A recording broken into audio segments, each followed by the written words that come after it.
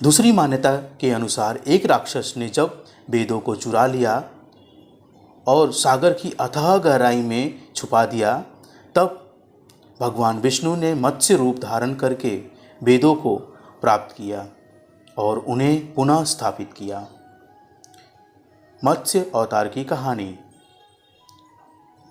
एक बार ब्रह्मा जी की असावधानी के कारण एक बहुत बड़े दैत्य ने वेदों को चुरा लिया। उस दैत्य का नाम हयग्रीव था। वेदों को चुरा लिए जाने के कारण ज्ञान लुप्त हो गया, चारों ओर अज्ञानता का अंधकार फैल गया और पाप तथा अधर्म का बोलबाला हो गया।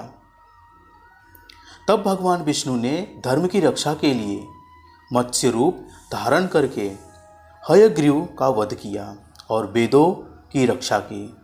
भगवान ने मत्स्य रूप का किस प्रकार धारण किया, इसकी विस्मयकारणीय कथा कुछ इस प्रकार है। कल्पांत के पूर्व एक पुण्य आत्मा राजा तप कर रहा था। राजा का नाम सत्यव्रत था। सत्यव्रत पुण्य आत्मा तो था ही, बड़े उदार हृदय का भी था। प्रभात का समय था, सूर्योदय हो चुका था।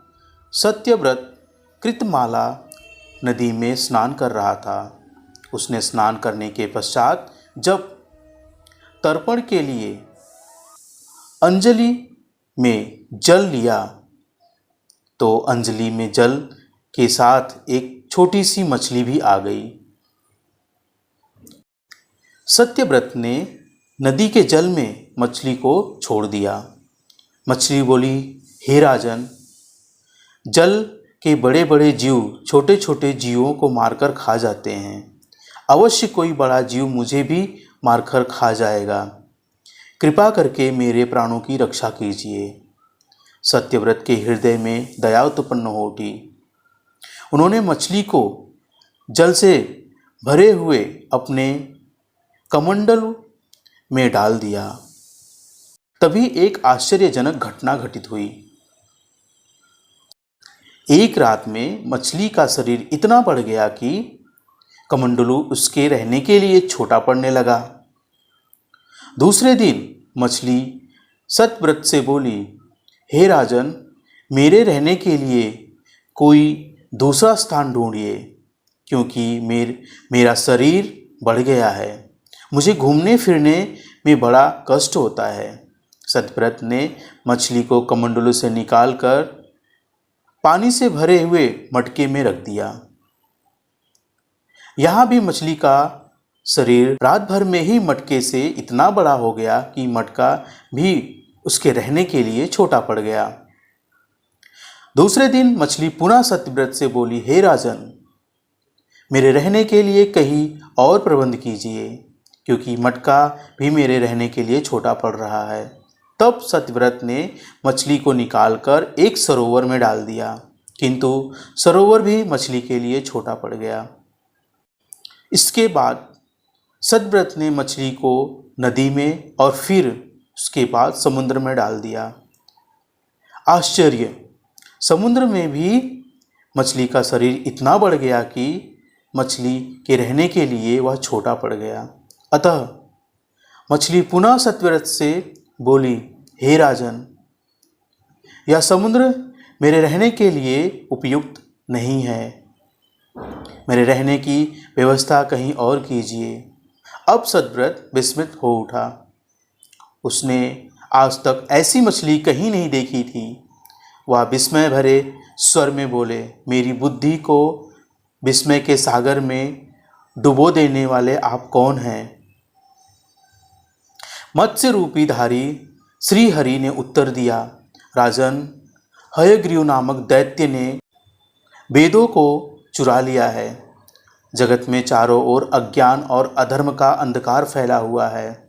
मैंने हयग्रीव को मारने के लिए ही मत्स्य रूप धारण किया हुआ है। आज से 7वें दिन पृथ्वी प्रलय के चक्र में फिर जाएगी। समुद्र उमड़ उठेगा, भयानक वृष्टि होगी, सारी पृथ्वी पानी में डूब जाएगी। जल के अतिरिक्त कहीं कुछ भी दृष्टिगोचर नहीं होगा। आपके पास एक नाव बचेगी। आप सभी अनाजों और औषधियों के बीजों को लेकर सप्तऋषि के साथ नाव पर बैठ जाइएगा। मैं उसी समय आपको पुनः दिखाई पड़ूंगा और आपको आत्म तत्व का ज्ञान प्राप्त करूंगा। सत्यव्रत उसी दिन से हरि का स्मरण करते हुए प्रलय की प्रतीक्षा करने लगे। 7वें दिन प्रलय का दृश्य उपस्थित हो उठा। समुद्र भी उमड़कर अपनी सीमाओं से बाहर बहने लगा। भयानक वृष्टि होने लगी। थोड़ी ही देर में सारी पृथ्वी पर जल ही जल हो गया। संपूर्ण पृथ्वी जल में समा गई।